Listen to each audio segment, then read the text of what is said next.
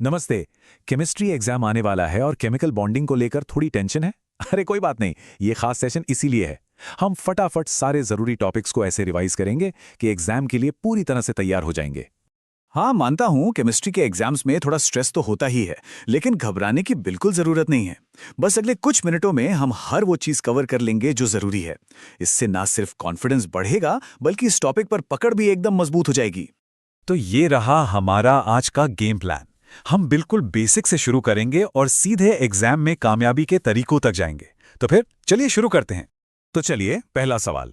सबसे पहले तो यही समझना जरूरी है कि आखिर ये एटम्स एक दूसरे से जुड़ते ही क्यों हैं। मतलब क्या जरूरत है। यही केमिकल बॉन्डिंग की सबसे बुनियादी बात है। तो केमिकल बॉन्ड क्या है? इसे आप एक तरह का फोर्स या कह लीजिए एक गोंद समझ सकते हैं जो एटम्स को एक साथ चिपका कर रखता है। पर सवाल यह है कि यह काम कैसे करता है। इसका सारा राज इलेक्ट्रॉन्स में छिपा है। देखिए, मुद्दे की बात यह है कि एटम्स ना स्टेबल होना चाहते हैं, बिल्कुल हमारी तरह। जैसे हम एक आरामदायक कुर्सी पर बैठना पसंद करते हैं, वैसे ही एटम्स बॉन्ड बनाकर एक लो एनर्जी स्टेट यानी एक ज्यादा आराम वाली स्थिति में आ जाते हैं। तो सारा खेल स्टेबिलिटी का है। ठीक है, अब आते हैं इस टॉपिक के सबसे जरूरी हिस्से पर, बॉन्ड्स के चार बड़े प्रकार।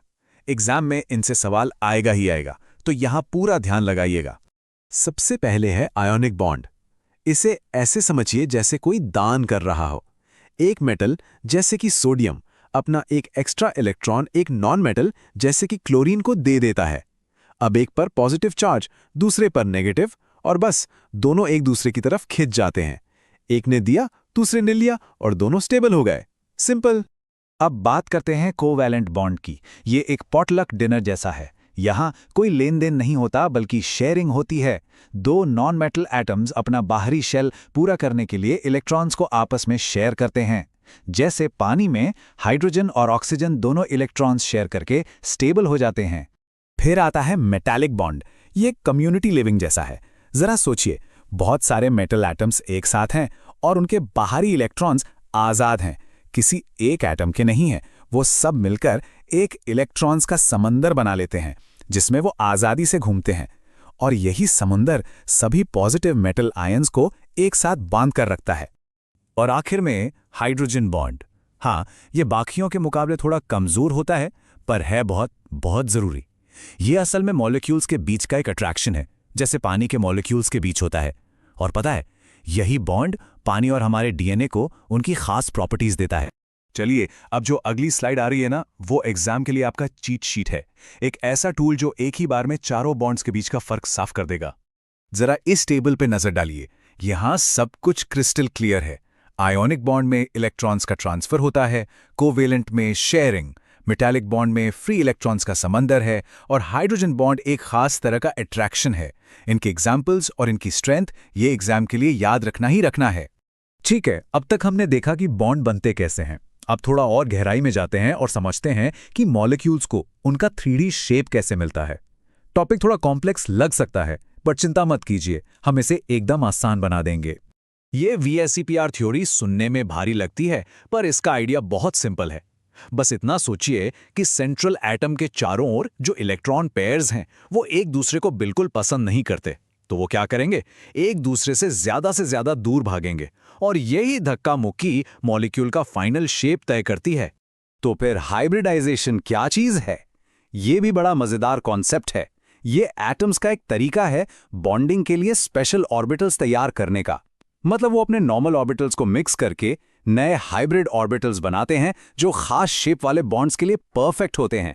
इसे समझने का सबसे अच्छा तरीका है पानी का एग्जाम्पल। देखिए, पानी में ऑक्सीजन पर sp3 हाइब्रिडाइजेशन होता है, तो टेक्निकली इसका शेप टेट्राहीड्रल होना चाहिए, है ना? लेकिन ऑक्सीजन के पास दो लोन पेयर्स भी हैं। ये लोन पेयर्स बॉन्डिंग पेयर्स को नीचे की तरफ धकेलते हैं, और नतीजा, मॉलिक्यूल का फाइनल शेप बेंट या मुड़ा हुआ हो जाता है। चलिए, अब एग्जाम मोड ऑन करते हैं।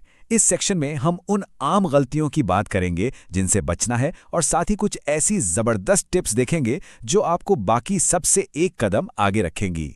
यहाँ एक बहुत कॉमन कंफ्यूजन होता है, आयोनाइजेशन एनर्जी और इलेक्ट्रॉन अफिनिटी। सीधी सी बात है, आयोनाइजेशन एनर्जी वो एनर्जी है जो एक इलेक्ट्रॉन को निकालने के लिए चाहिए, और इलेक्ट्रॉन अफिनिटी एक एटम की इलेक्ट्रॉन पाने की चाहत है। तो बस इतना याद रखिए, निकालना वर्सेस पाना। अब ये कुछ फटाफट टिप्स हैं जो बहुत काम आएंगी। पहला, इलेक्ट्रोनेगेटिविटी का ट्रेंड याद रखिए। पीरियड में बढ़ती है, ग्रुप में घटती है। और दूसरी सबसे ज़रूरी बात, कभी मत भूलना कि सेंट्रल एटम पर मौजूद लोन पेयर्स मॉलिक्यूल के फाइनल शेप पर असर डालते ही डालते हैं। यही छोटी छोटी चीज़ें एग्जाम में बड़ा फर्क पैदा करती हैं। चलिए, अब सब कुछ एक साथ समेटते हैं। ये रही आपके फाइनल रिवीजन के लिए एक क्विक चेकलिस्ट। तो लास्ट मिनट की तैयारी के लिए बस ये 3 स्टेप्स फॉलो कर लीजिए। पहला, उस कंपैरिजन चार्ट से चारों बॉन्ड टाइप्स और उनकी प्रॉपर्टीज को एक बार फिर से देख लीजिए। दूसरा, पानी का एग्जाम्पल लेके समझाइए कि VSEPR और हाइब्रिडाइजेशन से शेप कैसे तय होता है। और तीसरा, आयोनाइजेशन एनर्जी और इलेक्ट्रॉन अफिनिटी के बीच का फर्क खुद को पक्का करा लीजिए। और जाते जाते मैं आपको एक सवाल के साथ छोड़ना चाहता हूं। हमने ये तो सीख लिया कि मॉलिक्यूल्स बनते कैसे हैं, पर जरा सोचिए, उन्हें तोड़ने के लिए क्या चाहिए? बस यहीं से केमिकल रिएक्शंस की पूरी दुनिया शुरू होती है। आपके एग्जाम के लिए बहुत बहुत शुभकामनाएं।